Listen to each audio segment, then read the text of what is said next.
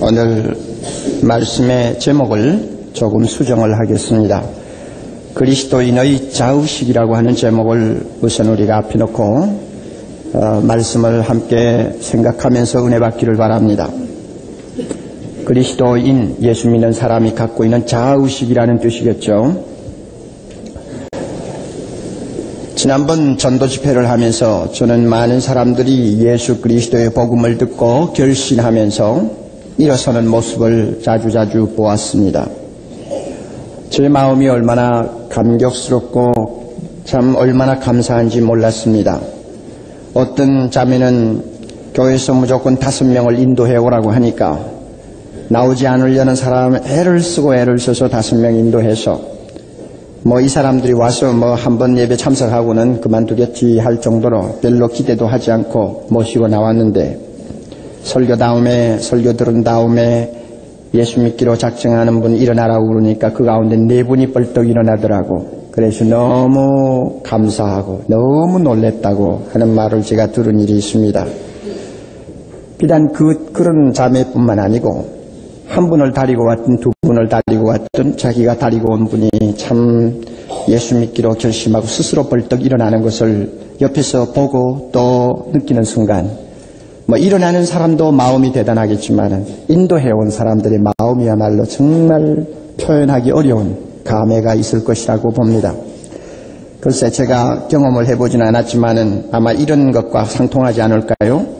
10여 년이 넘도록 자식을 기다리던 아빠가 갓 태어난 자식을 처음으로 품에 안아보는 순간 가슴에 와닿는 짜릿한 행복감, 흥분, 아마 이것과 거의 흡사한 감정이 자기가 인도한 형제가 예수 믿기로 작정하고 일어서는 순간 우리 모두가 느끼는 것이 아닌가 이렇게 생각합니다. 저는 분명히 확신을 가지고 있습니다. 복음을 듣고 예수 믿기로 결심하고 일어나는 일은 절대 사람의 힘으로 되지 않는다는 것을 저는 알고 있습니다.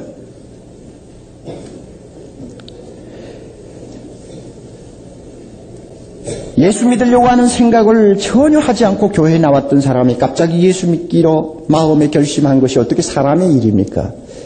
어떻게 사람이 하는 일이라고 할 수 있습니까?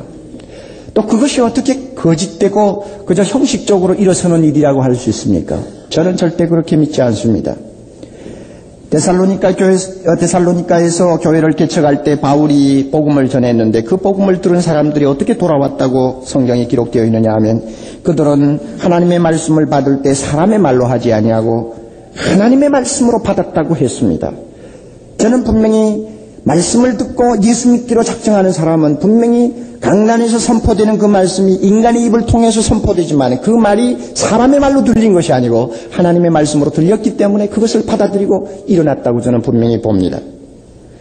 그러므로 결신이야말로 성령께서 말씀을 가지고 그 사람 안에서 어떻게 일하셨는가를 살펴볼 수 있는 명확한 방법이 될 수 있고 또 그 사람이 하나님의 말씀을 어떻게 받았는가를 확인할 수 있는 좋은 지름길이 된다고 저는 분명히 믿습니다.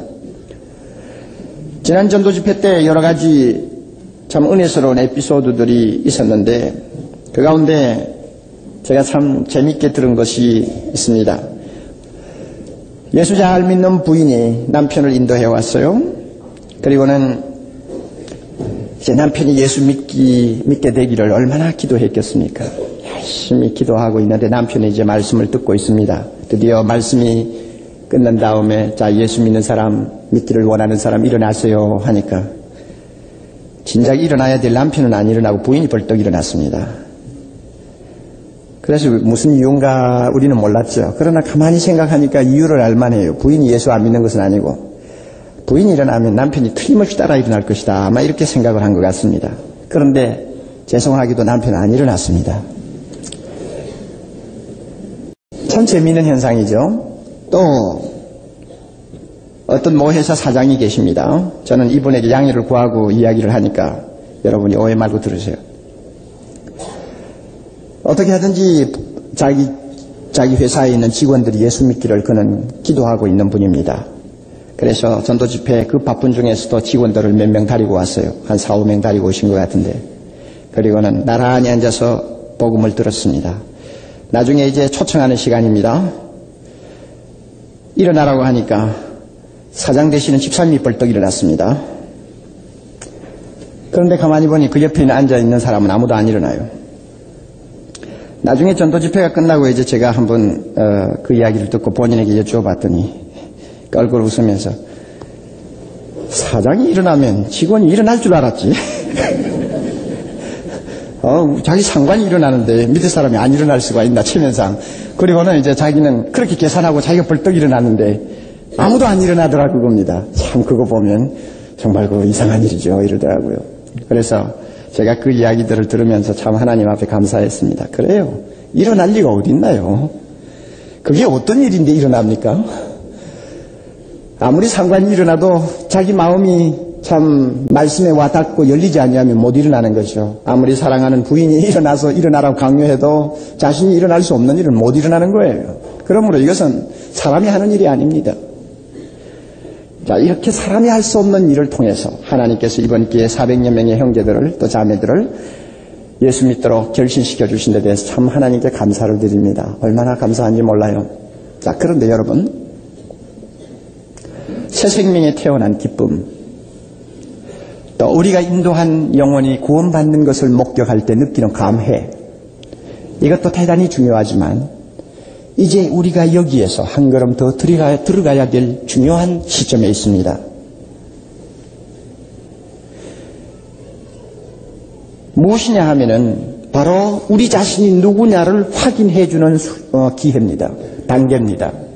예수 믿는 것으로 끝나는 것이 아니고 인도해오는 것으로 끝나는 것이 아니고 이제는 인도해온 사람이나 인도받아 나와서 예수 믿은 사람이나 똑같이 되었는데 이제 그 사람들이 하나님 앞에 어떤 신분의 사람이 되었느냐를 분명히 확인해서 우리 모두가 자의식을 다시 한번 정립하고 분명한 토대 위에 굳게 서서 신앙생활을 하도록 하는 것이 이제 우리에게 당면한 가장 중요한 과제가 되었습니다.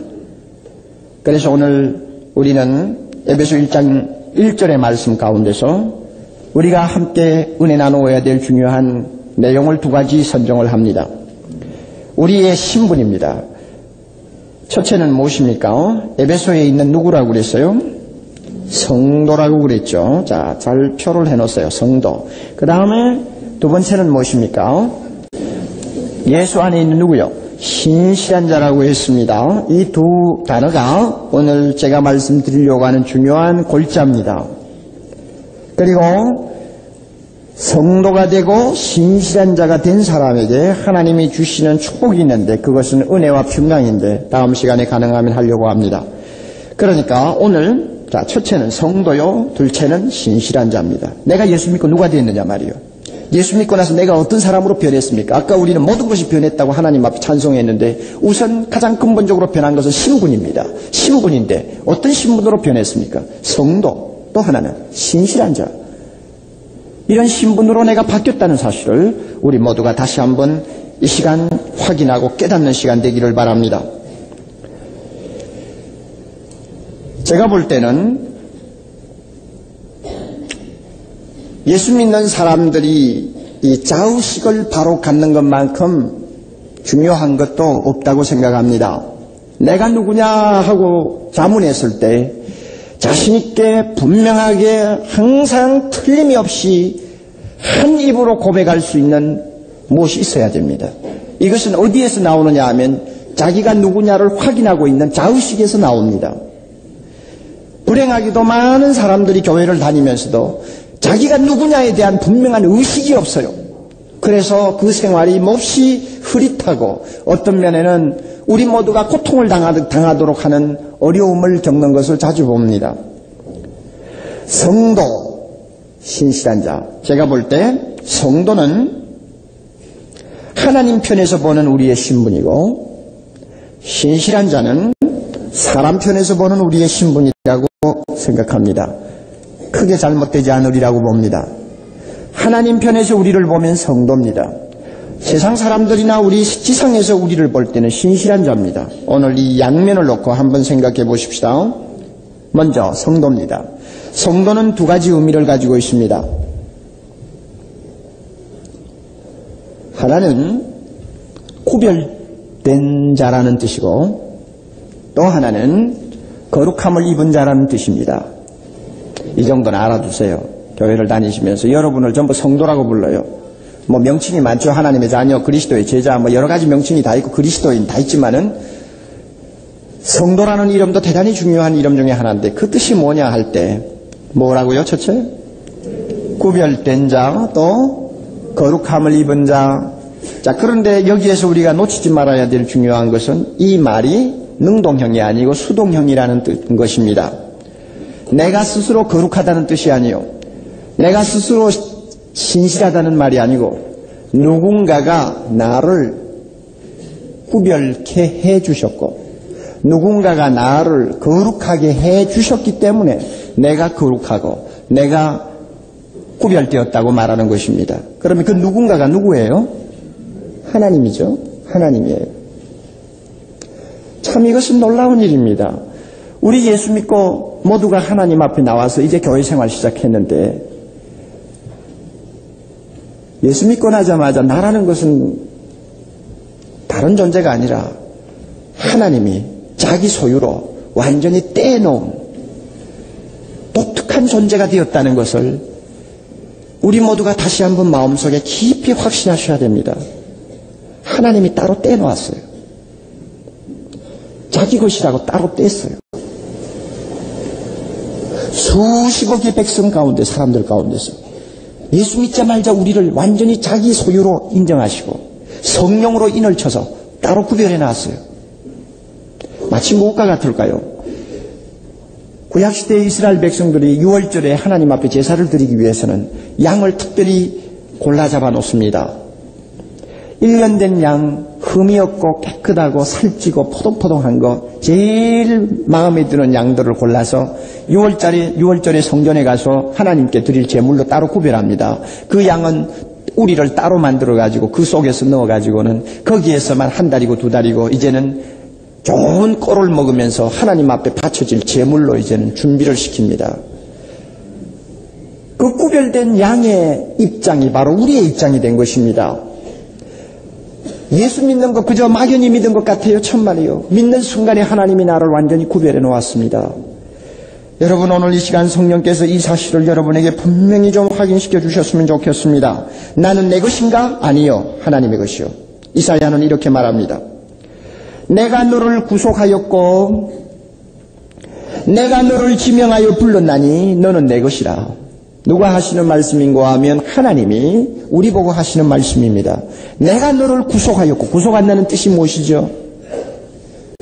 구속한다는 뜻. 아마 이것은 고린도전서 6장 19절 말씀으로 해석을 해야 합니다. 고린도전서 6장 19절 보면 너희는 너희의 것이 아니라 값으로 산 것이 되었으니, 자, 그러면 구속의 뜻이 무엇입니까? 값으로 샀다는 뜻입니다. 죄 때문에 마귀에게 팔렸고 죄 때문에 사망에게 팔린 우리들을 하나님께서 자기 아들의 생명과 대신 바꾸어서 우리를 사신 것입니다. 사셔서 이제는 내 것이라고 따로 구별해 놓은 것이 바로 무엇입니까? 우리 자신이요. 그래서 우리를 보고 성도라고 하는 것입니다. 우리 모두가 이 고귀한 신분을 잊어버리면 안 됩니다. 우리 모두가 한순간도 나는 하나님의 것이 되었다는 것을 망각하고 생을 살아서는 안 됩니다. 얼마나 감사한지요. 도대체 이해가 안 돼요. 내가 무엇인데 하나님이 자기 것이라고 구별을 해놓는다는 말입니까? 이거는 황송하다는 말도 붙일 수가 없어요. 도대체 이해가 되지 않는 일이지만은 성경 말씀에 분명히 우리는 구별된 하나님의 것이라고 했습니다. 이 말씀 믿으시기를 바랍니다. 예수를 처음 믿으시는 분들, 이제는 여러분 것이 아니에요. 하나님의 것입니다. 영광스러운 하나님의 손에 잡힌 사람이요. 그런데 성도라는 두 번째 의미로 거룩함을 입은 사람이라고 했는데 이것은 구별된다는 것과 불가분의 관계를 갖고 있습니다. 왜 하나님이 거룩하게 만듭니까? 자기 소유로 만들기 위해서는 거룩해야 합니다. 왜? 하나님은 거룩하니까. 하나님은 거룩하지 않는 것을 자기 것으로 소유하는 법이 없습니다. 하나님은 거룩합니다. 그러므로 자기와 함께 있을 존재는 그 어떤 존재라도 거룩해야 합니다. 천사도 자기와 함께 있기 위해서는 거룩해야 합니다. 마찬가지로 이 땅에 있는 사람들 가운데서 하나님과 함께 앞으로 살아야 될 하나님의 자녀는 거룩해야 합니다. 따라서 우리가 예수를 믿는 순간에 하나님은 나를 완전히 거룩한 자로 바꾸어 놓습니다. 이 사실을 여러분이 분명히 아셔야 됩니다. 어떻게 말하면 이렇게 할 수 있어요. 내가 어떻게 하나님의 것이 되었느냐 하고 물었을 때 대답은 이것입니다. 하나님이 나를 거룩하게 만들었기 때문에 하나님의 것이 되었다. 이렇게 말할 수 있습니다. 만약에 거룩하지 못하다면 우리는 하나님의 것이 될 수가 없습니다. 이런 의미에서 신자는 다 거룩합니다. 로마 캐톨릭 교회에서 성자라는 일단의 사람들을 따로 구별해서 사람들로 하여금 숭배하게 하는데 저는 그것이 아주 잘못되었다고 생각합니다. 왜냐하면 그들이 성자면 나머지 사람들은 누굽니까? 성자가 아니라는 뜻이죠. 그러나 성경을 보면은 예수 믿는 사람은 다 성자입니다. 왜냐하면 거룩함을 받은 사람들이기 때문입니다. 예수 믿자 말자 하나님께서 예수 그리스도의 십자가의 피로 우리의 모든 죄를 깨끗하게 씻었습니다. 그렇습니다. 하나님이 의롭다 하시는 이는 하나님인데 감히 이제 누가 우리를 보고 죄 있다고 말할 수 있습니까? 예, 하나님이 우리의 죄를 다 용서하셨습니다. 그뿐인가요? 아니요. 성령을 우리 마음에 주셔서 성령을 통해서 우리의 지정의 또 육체와 또 영혼에 깊이 묻어있는 더러운 죄악의 오물들을 깨끗하게 씻어주셨습니다. 믿습니까? 그래서 하나님이 보실 때는 우리는 자동적으로 거룩한 자가 되어버렸습니다. 불행하게도 예수 믿는 많은 사람들이 당신 예수 믿습니까? 하면 대답은 예 합니다마는 당신 거룩한 사람이죠. 당신은 거룩하죠. 당신은 완전히 용서받았죠. 하고 물으면 말을 잘 못해요. 왜 그런가 하면 사람들이 거기에는 자신이 없단 말입니다. 여러분 이와 같은 일이 어떻게 일어나는지 압니까? 마귀는 이런 일을 참 좋아합니다. 사람들이 가급적이면 자기를 더럽게 보기를 마귀는 원하고 있습니다. 자기를 용서받지 못한 자로 보기를 마귀는 유혹하고 있습니다. 어떻게 하든지 마귀는 나는 형편없다. 나는 도무지 가능성이 없다고 생각하도록 만듭니다.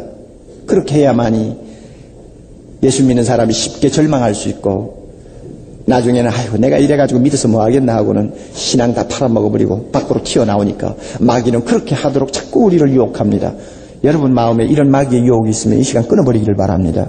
마귀는 우리의 더러운 것을 보게 합니다. 우리가 거룩하다는 것을 절대 믿지 못하게 만듭니다. 그러나 하나님은 어떻게 합니까? 하나님은 우리가 거룩하다는 것을 항상 가르쳐 줍니다. 여러분 참 이 문제는 중요합니다. 여러분 말이죠. 우리 자신이 거룩하다는 것을 분명히 알고 싶으면 나 입장에서 나를 보지 마시고 하나님 입장에서 나를 보세요. 이것이 성경적입니다. 내 입장에서 현미경을 가지고 내 자신 속을 들여다보면 저나 여러분이나 하나도 자신이 없습니다. 어떻게 거룩합니까? 강단에서 설교하는 목사 여러분이 볼 때는 사회물을 먹지 아니한 사람이라고 인정할지 모르고 또 어떤 면에는 날마다 설교만 하니까 굉장히 깨끗하고 거룩한 줄 알지만 저 자신도 가만히 나를 살피면 더러운 감정도 있고 거짓된 말과 거짓된 생각이 있고 여러 가지 면에서 악하다는 것을 수시로 느끼는데 내가 내 입장에서 나를 보면 무엇이 거룩합니까? 이런 더러운 자신을 놓고 내가 거룩하다 하면 이건 위선이요. 어떤 면에는 너무나 역겨운 것이 될지도 모릅니다. 그러니까 아무도 내 입장에서 나를 볼 때는 거룩하다고 할 사람이 하나도 없습니다. 여러분이나 저나 마찬가지예요. 그러면 왜 하나님이 우리를 거룩하다고 합니까? 우리는 그것을 알기 위해서는 하나님의 입장에서 나를 보아야 합니다. 하나님 편에서 나를 보아야 합니다. 그러면 하나님이 나를 보실 때는 나를 누구 안에 넣고 봅니까? 말씀하세요. 예수 안에다가 넣고 나를 봅니다. 절대로 예수 밖에 나를 따로 세워놓고 하나님은 나를 보시는 법이 없어요. 그건 생각할 수도 없습니다. 또 하나, 하나님은 언제나 우리를 보실 때 누구를 통해서 보느냐 하면은 성령을 통해서 봅니다.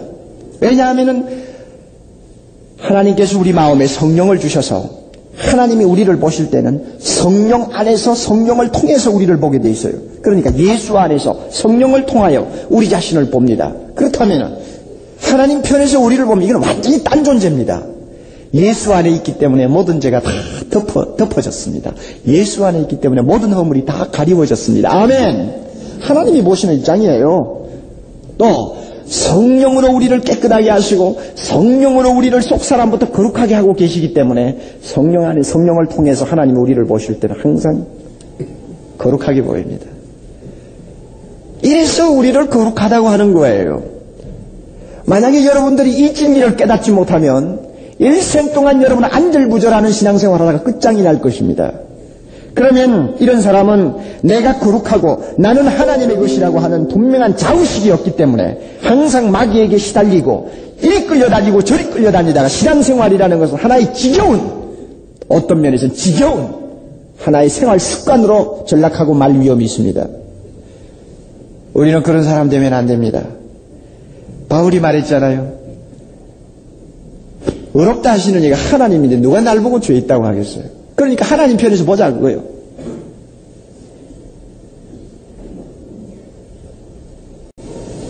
중요한 그 말씀드립니다. 예수 믿는 사람은 항상 생활에서 승리할 수 있는데, 성결 생활에도 승리할 수 있는데, 승리할 수 있는 출발점은 이것입니다. 내가 거룩해야지, 나는 거룩하게 경건하게 살아야지 하는 데서 출발하지 않습니다. 예수 믿는 사람은 거기서 출발하지 않습니다. 어디서 출발합니까? 나는 거룩하다에서 출발합니다. 무슨 말씀인지 아시겠어요? 나는 거룩하다고 하는 자의식과 확신에서 성결 생활을 시작하지, 나는 이제 거룩해봐야지, 거룩해야지, 여기서 출발하지 않습니다. 근본적으로 접근하는 방법이 틀립니다. 사랑하시는 성도 여러분, 모세가 가시떨기 나무 앞에 섰습니다. 하나님이 거기서 불렀어요. 섰을 때 하나님이 모세 보고 그랬습니다. 네 발에 신을 벗으라. 내가 선 곳은 거룩하니라. 그러면 모세도 드디어 거룩한 사람이 되었습니다. 왜 그렇습니까? 모세에게 결점이 없었습니까? 모세에게 죄가 없었습니까? 아니요. 왜 모세가 거룩한 자가 되어버렸습니까? 하나님 앞에 섰기 때문에. 하나님 앞에 섰기 때문에 그는 신발 벗어들고 드디어 거룩한 존재가 되어버렸습니다. 우리의 입장이 꼭 같습니다. 예수 믿고 하나님 앞에 나왔다는 말은 하나님 앞에 신발 벗어들고 선 사람이 되었습니다. 그러므로 우리 자신 안에 어떠한 모순이 있다고 할지라도 그것 때문에 하나님이 주신 거룩의 축복을 우리는 포기할 수가 없습니다. 우리는 거룩합니다. 하나님이 우리를 거룩하게 하셨습니다. 그러므로 성도입니다.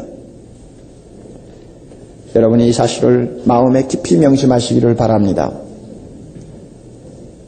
다시 정리하세요. 우리의 경건생활은 어디에서 출발한다고요? 나는 거룩하다에서 출발한다고 그랬어요. 나는 거룩하겠다에서 출발하지 않습니다. 그 포인트를 여러분이 바꾸지 마세요. 나는 하나님의 것이다 하는 데서 출발하는 것이지, 나는 하나님의 것이 어디 한번 되어보겠다, 하나님의 눈에 드는 사람 되어보겠다 해서 출발하지 않습니다. 이미 우리는 얻은 신분이에요. 예수 이제 감 믿으신 분들, 너무나 우리는 영광스러운 축복을 받은 사람입니다. 이 사실을 잊어버리지 마세요. 또 하나, 신실한 자라는 말이 있는데요, 이것은 사람 편에서 우리를 보는 신분이라고 할 수 있습니다. 신실하다는 말에는 두 가지 의미를 담고 있습니다. 하나는 믿음대로 행한다 하는 뜻이고, 또 하나는 신뢰할 만하다 하는 뜻입니다. 신뢰할 만하다, 믿음대로 행한다. 그래서 어떤 학자는 신실한 이 말 안에는 믿음과 충성이라는 두 단어가 들어있다고 했습니다. 좋은 해석이라고 봅니다. 믿음, 충성. 무엇입니까? 누가 신실한 자입니까? 내가 믿는 일에 충실하게 충성하는 사람. 내가 믿는 신앙생활에 생명을 걸고 충성을 다하는 사람을 일컬어서 충실한 자, 신실한 자라고 말합니다. 그러면 우리가 예수 믿고 나서 자, 이제는 예수님 뜻대로 살아야지, 이제는 하나님 영광 위에 살아야지 하고 신앙생활에 충성을 다하면 우리를 보는 세상 사람들이 우리를 어떻게 생각하느냐? 자, 진짜 백이다, 진짜다, 다시 말하면 신실한 사람이다, 이렇게 생각하는 것입니다. 그래서 예수 믿으면 일단 누구에게 인정을 받아야 하느냐 하면 안 믿는 주변 사람들에게 신실한 사람으로 인정을 받아야 합니다.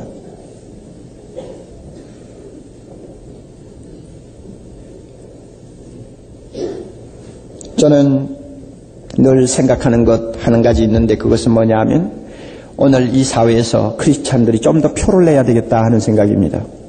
다시 말하면 우리가 믿는 신앙생활에 좀 더 신실한 자가 되어서 세상 사람들이 볼 때 고개를 끄덕이고 아예 저 사람은 저런 사람이다 하고 인정해 버릴 정도로 우리 나름대로의 이 신앙생활을 좀 더 참되게 해야 되겠다는 것입니다. 여러분, 어느 정도로 우리가 신실해야 합니까? 어느 정도로 진실하게 참 우리 신앙생활에 우리 전부를 바쳐야 됩니까? 성경에는 분명히 나와 있습니다. 여러분, 제가 성경을 외울 테니까 한번 보세요. 우리 중에 누구든지 자기를 위하여 사는 자가 없고 자기를 위하여 죽는 자도 없도다. 기억납니까? 다시 한번. 우리 중에 누구든지 자기를 위하여 뭐합니까? 사는 자도 없고 자기를 위하여 죽는 자도 없도다. 우리가 살아도 주를 위하여, 죽어도 주를 위하여 죽나니 그러므로 사나 죽으나 우리는 누구 것이요? 주의 것이라. 어느 정도로 우리는 믿음에 충성을 다해야 합니까? 어느 정도로 우리가 믿는 예수 그리스도에게 충성을 다하는 신실한 자가 되어야 합니까?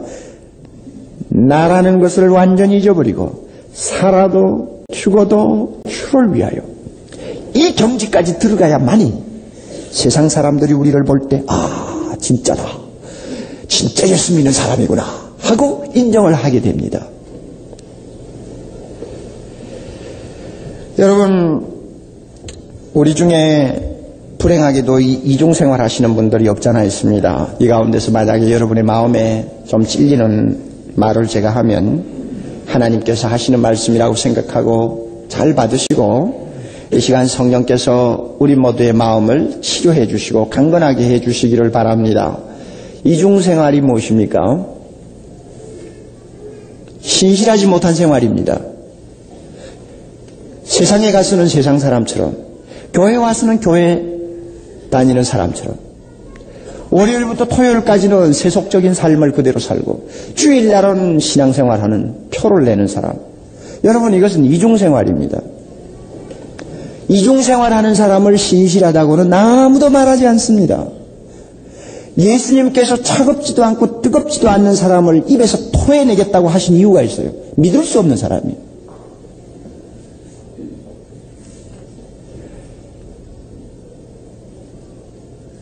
세상에 나가서 여러분이 활동하실 때 교회에서야 교회고 여기는 세상인데 하고는 예수 믿는 티를 완전히 벗어버리고 새 옷을 갈아입고 그들과 함께 짝이 되어서 살면 세상 사람들이 겉으로는 좋아합니다만 속으로 여러분들을 향해서 뭐라고 하는지 압니까? 믿을 수 없다. 이중적이다. 분명히 그렇게 판단할 텐데 왜 자기 위신을 깎아가면서 그렇게 이중생활을 해야 합니까? 한번 우리가 예수를 믿겠다고 마음에 결심했으면 딱 부질러 놓고 다른 사람이 보아도 신실한 사람으로 인정할 수 있도록 믿어야 될 거 아니에요. 미국의 81년도 여론조사입니다만 갤럽 조사에서 신앙생활이 중요합니까? 하고 물었을 때 중요하다고 대답한 사람이 56%였습니다만 그 가운데서 당신 그 중요한 신앙생활을 그대로 실천합니까? 하고 물었을 때 대답은 38%밖에 안 했어요. 나머지 그럼 16%가 뭐냐 말이에요. 갤럽 조사에 그런 말을 했어요. 이 사람들 생각만 하지 생활은 따라가지 않는 사람이라 그랬습니다. 오늘 대한민국 교회 안에 신앙생활이 중요하다고 생각은 돼서 주일날 교회는 나옵니다만은 실제로 중요한 신앙생활을 중요한 것으로 알고 정말로 생명을 걸고 신앙생활에 충성하는 사람들이 그렇게 많은가요?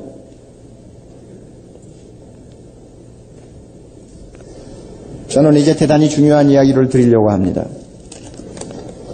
시간이 가도 할 수 없어요. 들으세요. 우리가 예수 믿는 우리가 세상 사람들 앞에 신실한 사람으로 부각이 안 되면 두 가지 치명적인 가오를 또 죄를 범하게 됩니다. 첫째는 사람들이 우리를 보고 하나님을 대수롭지 않게 생각해 버립니다. 사람들이 예수 믿는다고 하는, 하나님을 섬긴다고 하는 우리들이 하는 꼴을 보고는 하나님도 별 수 없구나. 예수 뭐 대단하지도 않구나. 그러니까 저 사람도 저렇게 믿고 있지 않아 하고 말을 하게 만듭니다. 자식이 존경하지 아니하는 부모를 이웃 사람이 존경하는 거 봤어요? 남편이 하늘처럼 받들지 아니하는, 아니 부인이 하늘처럼 받들지 아니하는 남편을 이웃에 있는 부인들이 존경하는 거 봤나요? 부인이 남편을 내리깎으면 옆에 있는 사람들도 내리깎아요. 자식이 부모를 아무것도 아닌 것처럼 취급해버리면 주변에 있는 사람들도 다 부모를 그런 식으로 봐버립니다. 예수 믿는다고 하는 사람들이 예수님을 하늘처럼 받들고 그분을 위해서는 나의 모든 것 생명이라도 주여 드립니다 하는 진지한 자세로 예수 믿는 태도를 안 보이면 우리가 예수를 무시하고 경시하는 생활을 하기 때문에 우리를 보고 다른 사람도 예수를 경시해버립니다. 다른 사람들도 하나님을 아무것도 아닌 것처럼 취급해버려요. 이것이 얼마나 기가 막힌 상황입니까? 여러분 가정에서 교회를 다닌다고 하면서 여러분 적당히 예수 믿고 돌아침으로 자녀들이 신앙생활 하는가 한번 보세요. 예? 자녀들이 예수님에 대해서 진지하게 생각하는가 여러분 한번 보라고 말이에요. 누가 그렇게 만들어놨나요? 엄마 아빠가 뭐 예수 믿는다고 했던 뭐 그런 식인데 뭐. 그러니까 그들 자녀 앞에는 예수라는 존재가 아무것도 아닌 것처럼 취급이 되는 거예요. 여러분 오늘 우리가 이런 죄를 보면 큰일 납니다. 그러므로 예수 믿고 일단 들어오면 누구나 다 진실해야 합니다. 또 우리가 진실하지 못할 때 또 하나 중요한 문제가 따릅니다. 그것은 뭐냐 하면은 사람들의 생각에서 하나님을 추방해버립니다. 우리가 평소에 세상에 나가 살 때에 세상의 유행이나 세상의 풍조에 제멋대로 어울려가지고 돌아치고 살면 마치 우리의 생활이 하나님이 없는 것처럼 사는 것이나 다름이 없거든요. 하나님을 두려워하지 않으니까 하나님이 없는 것처럼 살아요. 그러면은 우리의 삶을 보는 세상 사람들의 생각이 어떤 마음이 드느냐 하면 하나님은 있으나마나한 존재로 생각합니다. 저는 이것을 현대판 무신론이라고 그럽니다. 하나님의 존재가 없다고는 말하지 않습니다. 그러나 하나님이 있으나마나 하고 생각을 해버립니다. 크리스찬들이 하나님을 두려워하고 하나님이 계신 것을 날마다 의식하면서 하나님 앞에 진지하게 사는 모습을 보여주지 못했기 때문에 주변에 있는 많은 사람들이 마치 하나님은 존재하지 아니하는 것처럼 착각하고 살게 만듭니다. 그래서 한마디로 많은 사람들의 마음에서 하나님을 추방해버립니다. 많은 사람의 생각과 많은 사람의 생활에서 하나님이 자리를 잃어버립니다. 그 결과 어떻게 될까요? 저는 최근에 솔제니친이 쓴 글을 보고 아주 충격을 받아버렸습니다. 러시아의 문학자요 노벨 수상자인 솔제니친, 서방에 와서 수년 동안 살고 있는 그분이 쓴 글을 보면 이런 말입니다. 자, 들어보세요. 그는 러시아 혁명사를 연구하기 위해서 근 50년을 바쳤다고 고백했습니다. 그리고 그는 러시아 혁명에 대한 연구를 하기 위해 수백 명의 사람과 면담을 했고 수백 권의 책을 읽었고 그 다음에 러시아 혁명에 대해서 그가 8권의 저서를 했다고 고백했습니다. 그리고 나서 이런 말을 했어요. 만약 누가 나에게 약 6천만 명의 우리 러시아 사람들의 생명을 삼켜버린 그 무서운 혁명이라는 것이 왜 일어났는지, 그 주된 원인을 가장 간명하게 정의해보라고 한다면 나는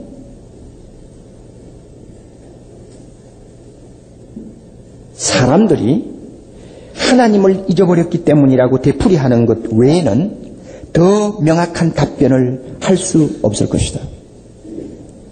왜 러시아 혁명이 일어났어요? 사람들이 하나님을 잊어버렸기 때문이라고 그럽니다. 왜 잊어버렸을까요, 여러분? 저는 추리합니다. 러시아에 그렇게 많은 교회들이 있었는데 왜 러시아 사람들이 하나님을 잊어버렸습니까? 왜 잊어버렸어요? 예수를 먼저 믿는 사람들이 하나님 없는 것처럼 생활했기 때문입니다. 하나님이 계시지 않는 것처럼 생활했기 때문에 예수 안 믿는 사람들도 하나님을 잊어버렸어요. 만약에 예수를 먼저 믿는 사람들이 하나님이 계시는 것을 날마다 인식하도록 그들의 삶을 통해서 모든 불신자 앞에 보여주었다면 예수 믿는 사람들을 볼 때마다 안 믿는 사람들은 하나님이 계시구나 하고 늘 생각했을 것입니다. 그리고 은근히 하나님을 두려워했을 것입니다.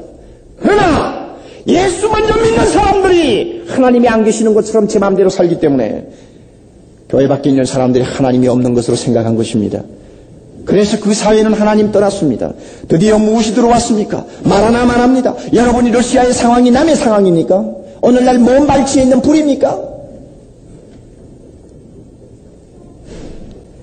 예수 믿는 사람이 신앙생활에 철저하게 나서면 우리가 길을 걸어가도 다른 사람이 볼 때 저 사람 보라, 예수 믿는 사람이다, 하나님이 계신다, 예수가 계신다 분명히 말할 것입니다. 우리가 그렇게 말할 수 있도록 만드는 사람인가요? 이번 빛과 소금 잡지 11월호에 아시안게임에 출전했던 선수들의 여러 가지 이야기가 나오는데 놀랍게도 93개의 금메달 가운데서 63개를 예수 믿는 선수들이 다 땄대요. 그런데 가만히 보세요. 그 어린 소년소녀들이, 그 선수들이 말이야, 시작할 때 하나님 앞에 기도하는 모습들, 임춘행인지 왕눈인지 하는 선수도가 나왔는데 이렇게 기도하고 있는 모습이 나와요. 또 우리 교회 다니는 탁구 선수들 또 이야기도 나오고. 그런데 뭐라고 기도했겠어요? 하나님 이기게 해주세요. 나는 그렇게 기도했다고 보지 않습니다. 주여 어떻게 하든지 하나님 영광 나타내게 해주시옵소서. 내가 이김으로써 많은 사람이 하나님 계시는 것을 알게 해주시고 많은 사람이 하나님을 영화롭게 하게 해주옵소서. 이 기도 아니겠어요? 그러니까 메달을 따고 나서도 기자가 가서 물으면 하나님께 영광을 돌립니다. 하나님께 감사합니다. 자, 이런 선수들을 볼 때 세상 사람들이 마음으로 무엇을 느끼겠어요? 하나님이 계시는구나. 하나님은 과연 계시구나. 이런 선수들을 앞에 놓고 우리는 부끄러움을 느껴야 합니다. 끝을 맺습니다, 여러분. 이제 우리는 예수 믿고 하나님의 자녀가 되었습니다. 지난번에 되었던, 수십 년 전에 되었던 다 마찬가지입니다. 우리는 예수 믿고 이제 성도가 되었습니다. 우리는 하나님의 것으로 구별된 사람이요. 그러므로 우리는 거룩한 존재입니다. 거룩한 존재이기 때문에 거룩하게 살아야 합니다. 또 우리는 신실한 자들입니다. 우리가 믿는 예수 그리스도에게 생명을 바치고 충성하는 모습을 세상 앞에 보여주어야 합니다. 그럴 때 세상 사람들 우리를 보고 진짜다, 믿을 수 있다 말합니다. 겉으로는 비난하고 어떤 때는 깔보고 어떤 때는 우리를 괴롭힐지 모르지만 속으로는 분명히 하나님이 계신다고 그들은 두려움을 느낍니다. 저 사람 보니까 분명히 예수가 있기는 있다고 그는 말합니다.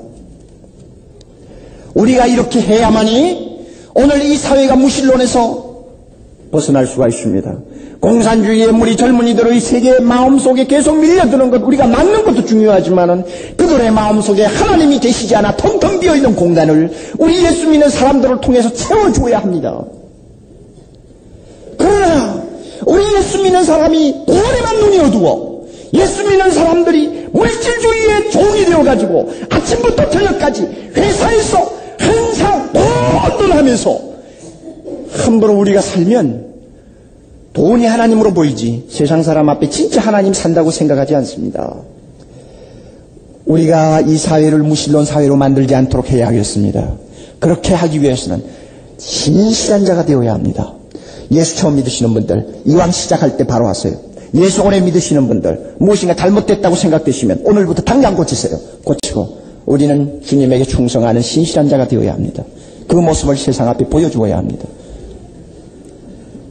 사랑의 교회를 통해서 하나님이 이와 같은 큰 사명을 이루시기를 원하는데 우리 수천 명 성도들이 사회에서 성도로서 신실한 자로서만 살면 오늘 이 사회에 아무리 어려움이 많아도 우리를 통해서 하나님께서 은혜 주실 것을 분명히 믿습니다. 다 같이 머리 숙여 기도하십시다.